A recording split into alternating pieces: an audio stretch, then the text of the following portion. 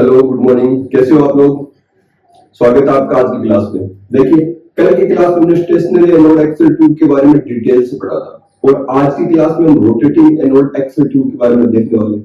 देखिए, rotating anode axle tube के बारे में जो बेसिक चीजें हैं वो काफी कुछ मैंने कल की क्लास के अंदर ही आपको बता दी थी। उससे आगे हम आज स्टार्ट करते हैं। तो मैंने कल ये बताया था आपको स्टेशनरी एनोड एक्स-रे ट्यूब है, उसके अंदर लिमिटिंग फैक्टर एक्स-रे ट्यूब खुद ही थी, क्योंकि high tension generator power generator की खोज हो चुकी थी, उन्हें बना लिया गया था, लेकिन अब लिमिटिंग फैक्टर एक्स-रे ट्यूब खुद ही था। तो ज्यादा पावर को यूज में लेने के लिए रोटेटिंग एनोड प्रिंसिपल को काम में लिया गया। तो इसका मेन उद्देश्य क्या था? इसका मेन उद्देश्य था heat loading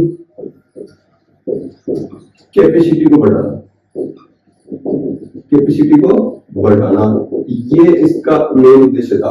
line focus principal का भी उपयोग किया गया था।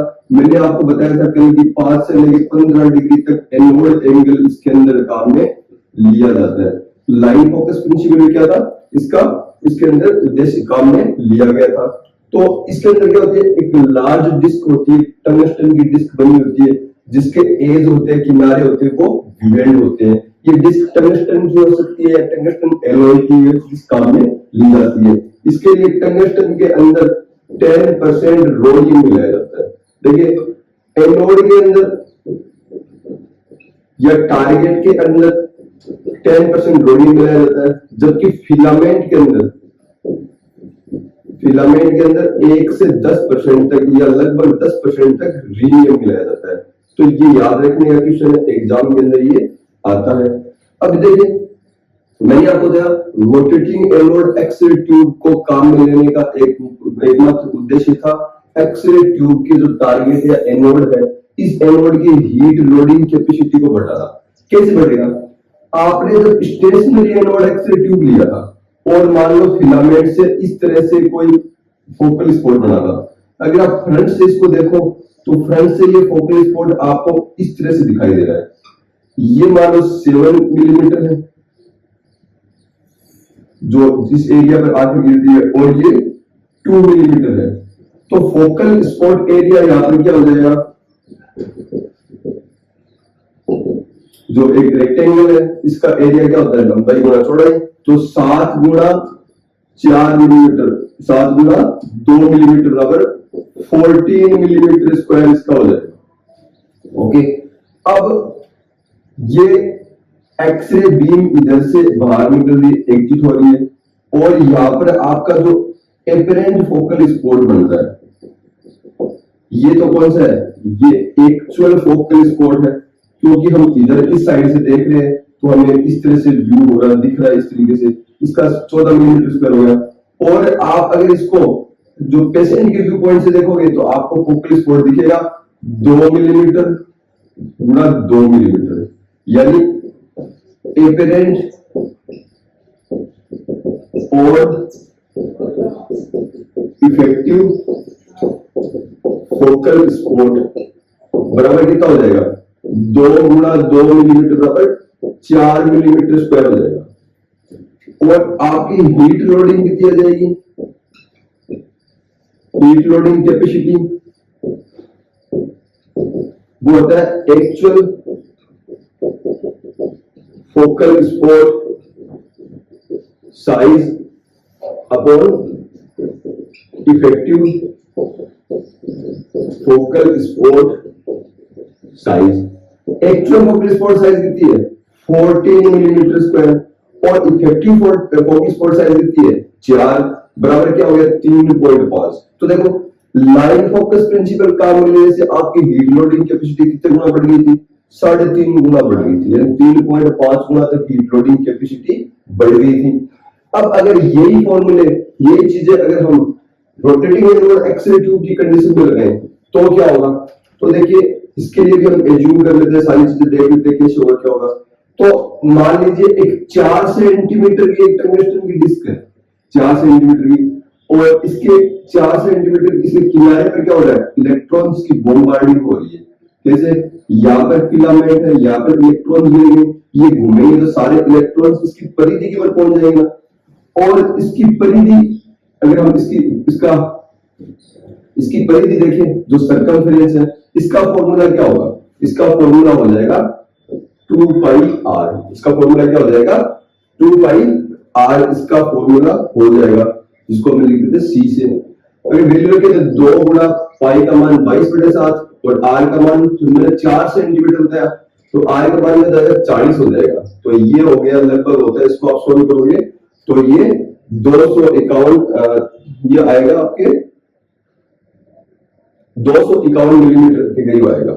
ये आ जाएगा 251 मिलीमीटर। अब देखिए यहाँ पे जो इलेक्ट्रॉन्स आके गिर रहे हैं, इस इलेक्ट्रॉन्स की जो विड्थ है, जो हाइट है, वो कितनी है? 7 मिलीमीटर है। तो इलेक्ट्रॉन वास्तव में एक एरिया के रूप में आके गिरेंगे इस तरह से, जिसकी चौड़ाई कितनी होगी? 7 मिलीमीटर होगी।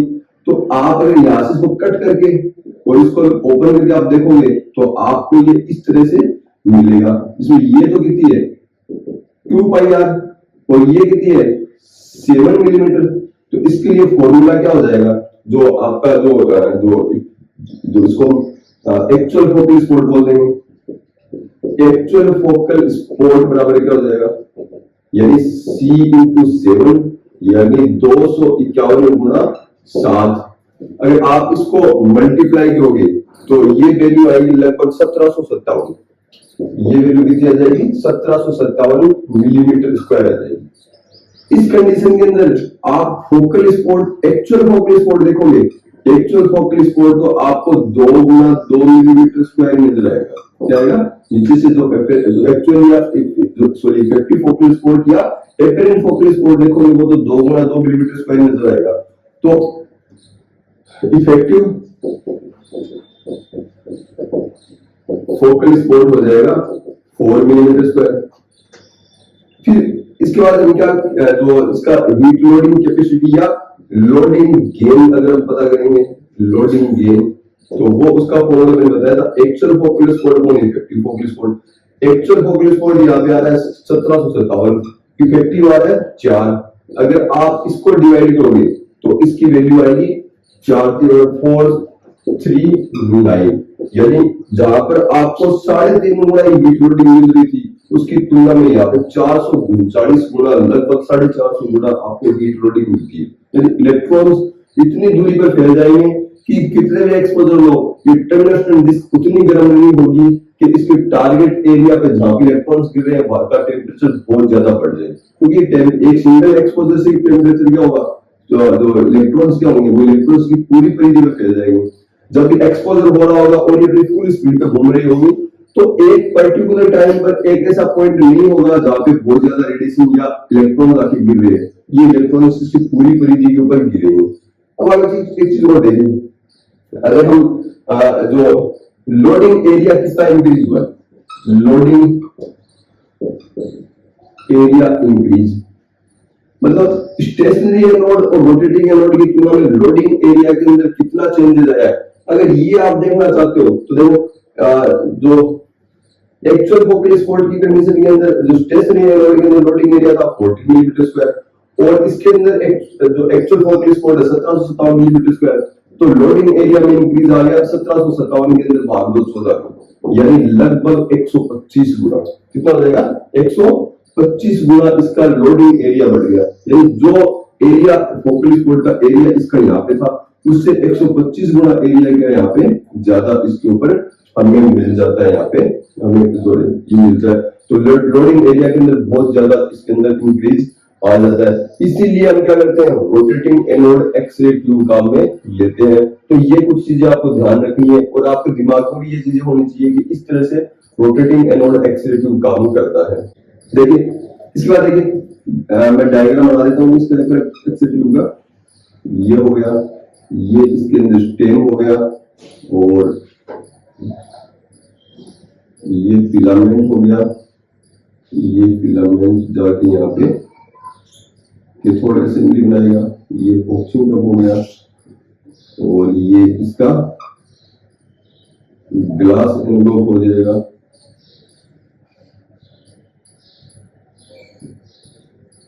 ये कॉपर वाटर हो गया, और ये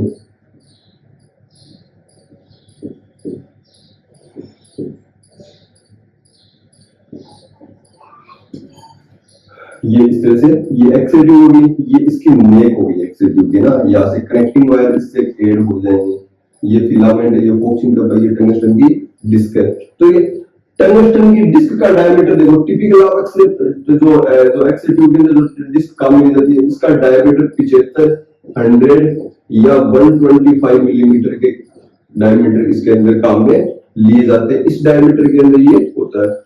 इसके अंदर एनोड है, रोटेट करता है। तो एनोड कैसे रोटेट करेगा, देखिए इसके अंदर यहाँ पर कॉपर रोटर लगे होते हैं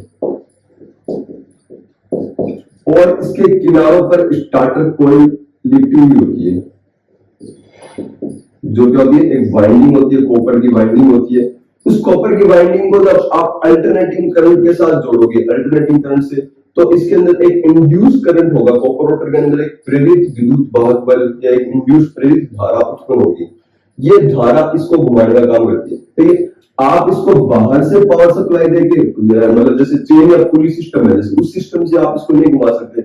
अगर ऐसे घुमाओगे तो क्या होगा, इसकी सील ब्रेक हो सकती है, वैक्यूम इसके अंदर जा सकता है, ट्यूब डिस्ट्रॉय हो जाएगी। यानी इसको पावर बाहर से देनी होगी। तो हम क्या करते हैं, हम ये स्टार्टर कॉइल होती है, इसको क्या कहते हैं, इंडक्शन मोटर। इंडक्शन मोटर होती है, इंडक्शन मोटर की स्टार्टर कॉइल है और अंदर ये कॉपर के रोटर लगे होते हैं। आप इस इंडक्शन मोटर की जो स्टार्टर कॉइल है, इस स्टार्टर कॉइल के अंदर जब आप एक अल्टरनेटिंग करंट, एसी करंट प्रवाहित करते हो, तो इसके कारण क्या होगा, इसके कारण इस स्टार्टर कॉइल के एसी करंट के कारण से जो कॉपर के रोटर है, इन रोटर के अंदर इंड्यूस्ड करंट, प्रेरित धारा उत्पन्न होती है। ये प्रेरित धारा क्या करती है, ये प्रेरित धारा इस रोटर को घुमाने का काम करती है, बहुत ही फुल स्पीड के ऊपर घुमाती है। ये जो इंड्यूस करंट होगा एक मैग्नेटिक फील्ड बनाएगा, मैग्नेटिक फील्ड क्या करेगा, इसके अंदर प्रेरित विद्युत धारा उत्पन्न करेगा, जिससे ये घूमती है, कॉपर रोटर इसको घुमाता है। ठीक है, एक जो एक्सिल ग्लास है और कॉपर, ये कॉपर का रोटर है और इनके बीच में जो क्लियरेंस है, इनके बीच जो डिस्टेंस है बहुत थोड़ी रखी जाती है ताकि फुल स्पीड पर घूम सके। और फुल स्पीड पे घुमाने के लिए आपको पता है बियरिंग्स का उपयोग करना पड़ेगा, बॉल बियरिंग जिनको बोलते हैं, बियरिंग्स काम में लेते हैं हम जैसे घुमाने के लिए। तो ये स्टील की जो बॉल से होती है, गोलियां होती है स्टील की, जिन जो क्या करती है, इस रोटर को घुमाने का काम करती है, फुल स्पीड के अंदर घुमाने का काम करती है।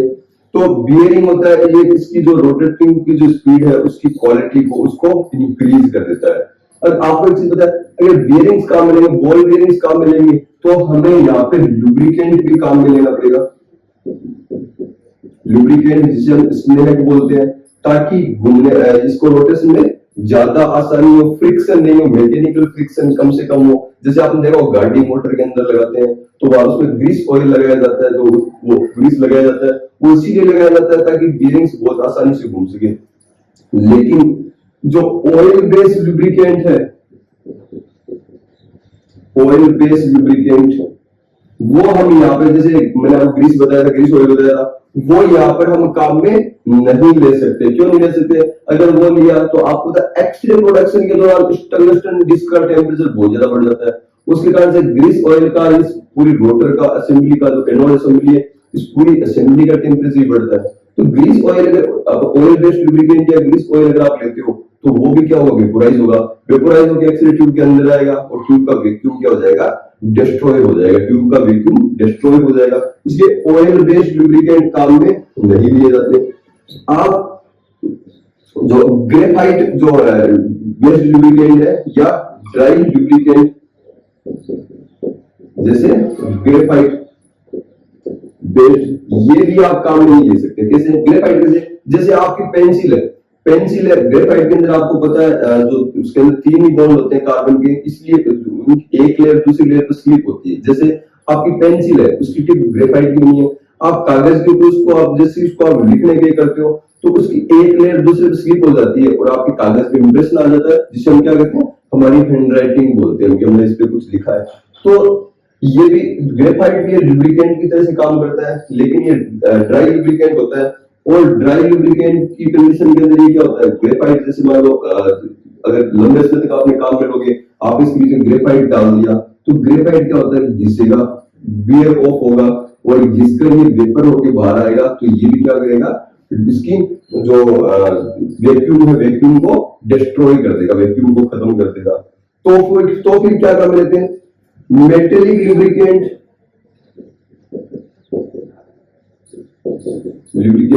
सच एज सिल्वर, सिल्वर धातु है उसको हम इसके अंदर लुब्रिकेंट के रूप में काम में ले सकते हैं। कैसे, यहाँ पे जो सिल्वर धातु है, आपको सिल्वर जो चांदी है, जो सिल्वर है वो एक सॉफ्ट धातु होती है, उसको आप लुब्रिकेंट की तरह से काम में ले सकते हो। उस पर ये बीयरिंग से ये आसानी से स्लिप करेंगी उसके अंदर और मैकेनिकल फ्रिक्शन कम होगा।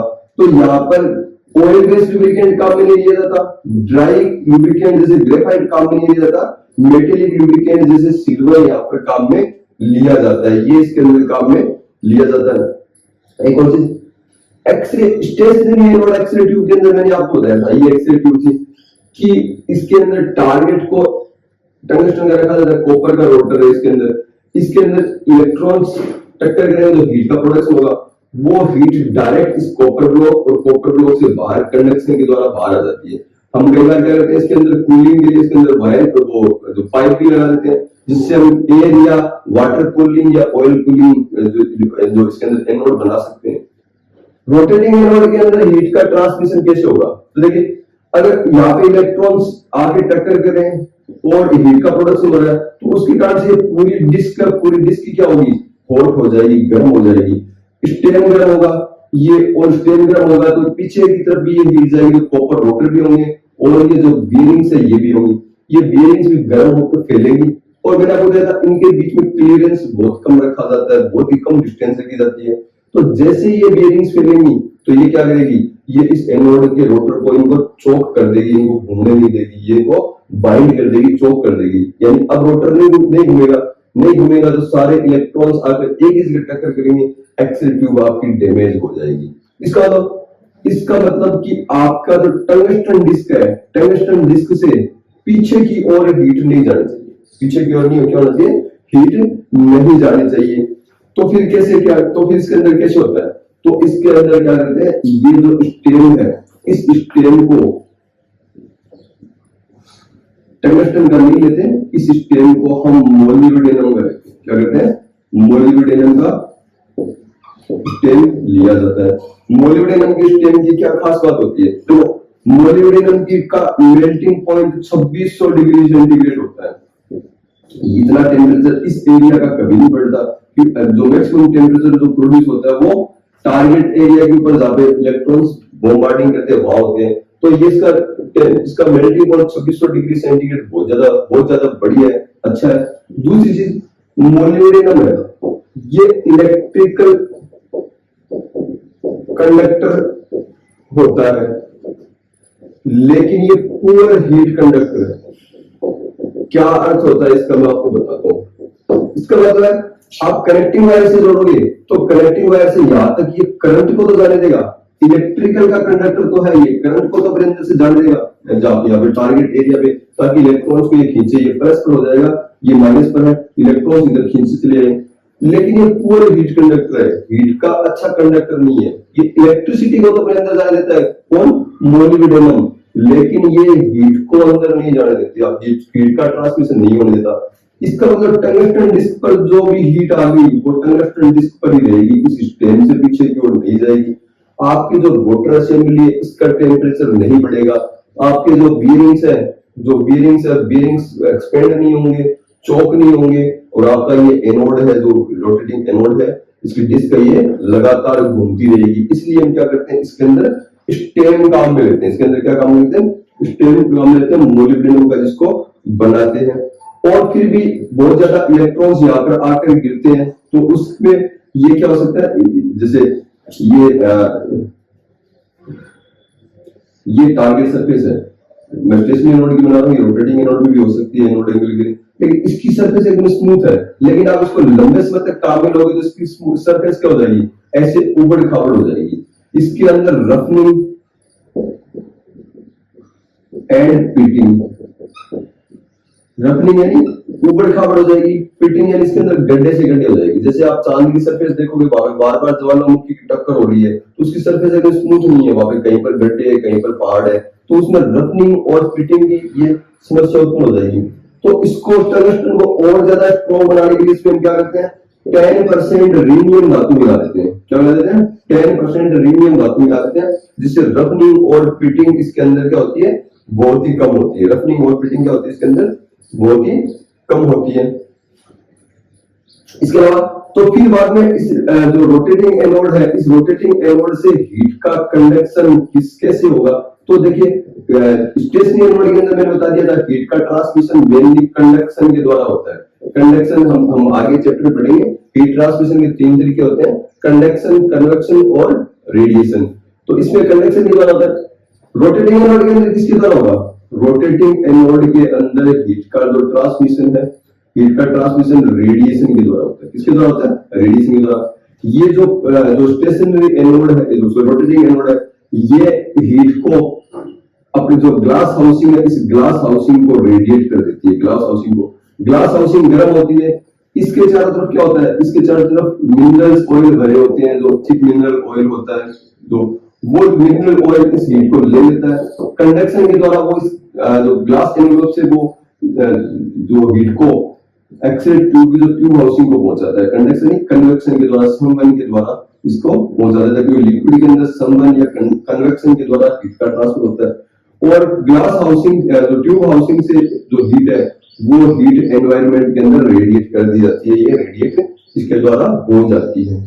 तो इसके अलावा एक और चीज देखिए, आपने एक्सपोजर करने के लिए जैसे बटन दबाया कि आपने की एक्सपोजर के लिए आपको एक्सपोजर बटन दबाते हो, तो बटन दबाते हो तो आपको पता है कि ये टंगस्टन है, ये मेटल से बनी है।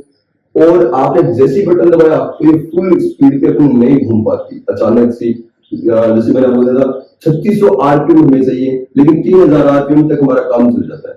तो आप इसको जैसे बटन दबाया तो एकदम फुल स्पीड पर रोटेट नहीं करती, और फुल स्पीड पर रोटेट नहीं करेगी उस कंडीशन के अंदर यहाँ पर अगर इलेक्ट्रॉन्स आकर टकराएंगे तो वो एक ही जगह पर पर्टिकुलर एक ही जगह पर आकर गिरेंगे, तो आपका रोटेटिंग एनोड का कॉन्सेप्ट तो यहाँ पे काम ही नहीं किया। तो इसके लिए क्या करते हैं? इसके लिए एक सेफ्टी सर्किट लगाया जाता है। जो एक्सपोजर स्विच है उसके साथ में एक सेफ्टी सर्किट लगाया जाता है। ये सर्किट क्या करता है? ये सर्किट इसके अंदर जो थोड़ा शॉर्ट डिले होता है। तो प्रॉब्लम इसके अंदर क्या है? प्रॉब्लम है इसके अंदर इसका इनर्शिया या जड़त्व। इसके लिए 2 काम करते हैं इसको कम करने के लिए। सबसे पहला तो क्या? जड़त्व यानी जो इसके द्रव्यमान से जुड़ा हुआ है, इसके भार से जुड़ा हुआ है। तो हम इस स्टेशनरी एनोड का इसका जो साइज है, इसका जो वेट है, कम से कम रखें। तो उसके लिए क्या करते हैं? उसके लिए हम जो ये स्टेम है, इस स्टेम को जितना छोटा हो सकता है उतना छोटा इसको हम रखते हैं। हम इसको जिसमें यहाँ बड़ा ना रखें, इसको एकदम छोटा सा स्टेम रखा जाता है ताकि वजन कम हो। और भी कई तरीके हैं, कैसे इस जो टंगस्टन डिस्क है, इस टंगस्टन डिस्क को मान लो ग्रेफाइट है, ग्रेफाइट हल्का ग्रेफाइट तो बना लिया और इसके ऊपर टंगस्टन की एक लेयर बना दी। इसकी टंगस्टन क्या करते हैं? लेयर बना देते हैं। या सिर्फ इसका जो टारगेट एरिया है, जैसे मैं बताता हूँ, ये जैसे पूरी ग्रेफाइट की डिस्क हो गई, या तो इस पूरे को टंगस्टन का लेयर लगा दे, इस पे लगा दे, या इसके किनारों पर क्या करें? हम एक प्लेट लगा दे टंगस्टन की जो टारगेट का व्यू करे। इससे भी इसका वजन कम हो जाएगा। इसके अलावा क्या करते हैं? इसके अलावा एक सेफ्टी सर्किट इंट्रोड्यूस किया जाता है। वो तब तक एक्सपोजर नहीं होने देगा जब तक ये रोटेटिंग एनोड आपका फुल स्पीड पे नहीं घूमने लगते।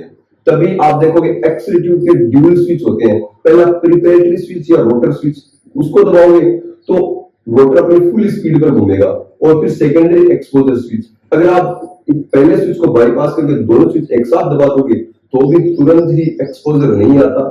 एक्सपोजर तभी होगा जब ये रोटर अपनी फुल स्पीड के ऊपर घूमने लग जाए। तो इसके लिए क्या किया जाता है? एक सेफ्टी सर्किट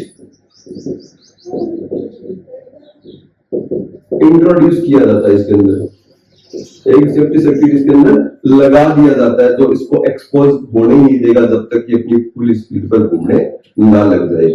तो ये रोटेटिंग एनोड एक्सियल ट्यूब का कंप्लीट है। छोटे मोटे और 1-2 और है जो हम 1-2 क्लास के अंदर इसको कंप्लीट कर लेंगे। Okay, bye.